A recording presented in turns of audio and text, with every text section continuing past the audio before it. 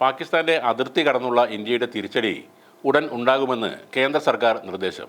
അടിയന്തര സാഹചര്യം നേരിടാൻ തയ്യാറാകണമെന്നും അവശ്യ മരുന്നുകൾ കരുതണമെന്നും ജമ്മുവിലെ ആശുപത്രികൾക്ക് ജാഗ്രതാ നിർദ്ദേശം കേന്ദ്ര സർക്കാർ നൽകിയതായി റിപ്പോർട്ട്. ഇതിൽ നിന്നും സൈനിക ഓപ്പറേഷൻ വൈകില്ലെന്ന അഭ്യൂഹം ശക്തമാവുകയാണ്. ജമ്മുവിലെയും ബാരാമുള്ളയിലെയും സർക്കാർ മെഡിക്കൽ കോളേജുകളുടെയും ആശുപത്രികളുടെയും അറിവിലേക്കാണ് സർക്കാർ പുതിയ ഈ സർക്കുലർ പുറപ്പെടുവിച്ചിരിക്കുന്നത്. സാമൂഹിക സംഘർഷമോ സൈനിക തർക്കമോ മൂലം ഉണ്ടാകാൻ ഇടയുള്ള അടിയന്തര അവസ്ഥകൾ നേരിടാൻ ആശുപത്രികൾ പൂർണ്ണമായി സജ്ജമാകണമെന്നാണ് കേന്ദ്ര ആരോഗ്യ മന്ത്രാലയത്തിൻ്റെ നിർദ്ദേശം. ജീവനക്കാരുടെ അവധികൾ നിയന്ത്രിക്കുകയും ആശുപത്രി ജീവനക്കാർ സ്ഥിരമായി ഡ്യൂട്ടിയിൽ നിലകൊള്ളുകയും ചെയ്യണമെന്ന് സർക്കാർ ഈ നിർദ്ദേശത്തിലൂടെ വ്യക്തമാക്കുന്നു. അവശ്യ മരുന്നുകളും മെഡിക്കൽ ഉപകരണങ്ങളും ആവശ്യമായ അളവിൽ സൂക്ഷിക്കുകയും കൺട്രോൾ റൂമുകൾ സജ്ജീകരിക്കുകയും ചെയ്യണമെന്ന് ആശുപത്രികളോടുള്ള നിർദ്ദേശത്തിൽ വ്യക്തമായി പറഞ്ഞിട്ടുണ്ട്. അടിയന്തര സാഹചര്യം ഉണ്ടായാൽ ഉടൻ പ്രവർത്തിക്കാനാവുന്ന രീതിയിലുള്ള ഒരുക്കങ്ങളാണ് ലക്ഷ്യം വെക്കുന്നത്. അതേസമയം പഹൽഗാം ആക്രമണത്തിൽ പാക് ഭീകര സംഘടനകളുടെ പങ്ക് ഇന്ത്യ സ്ഥിരീകരിച്ചുവെന്ന് കേന്ദ്ര സർക്കാരിൻ്റെ വൃത്തങ്ങളും അറിയിച്ചു.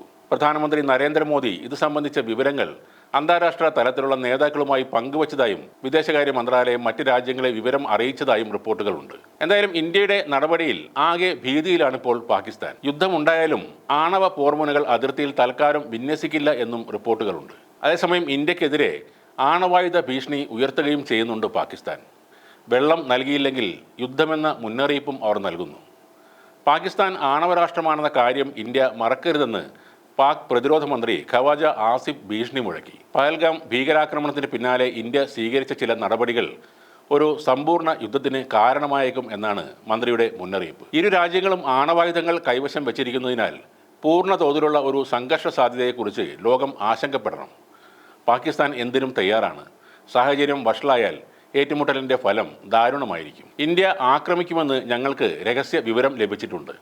അത്തരത്തിൽ എന്തെങ്കിലും ഒരു പ്രകോപനം ഇന്ത്യ നടത്തുകയാണെന്നതിൽ പാകിസ്ഥാൻ സൈന്യവും സുസജ്ജമാണ്. ഞങ്ങളും തിരിച്ചടിക്കും. പാകിസ്ഥാൻ ആണവശക്തിയാണെന്ന കാര്യം ഇന്ത്യ മറക്കരുത്.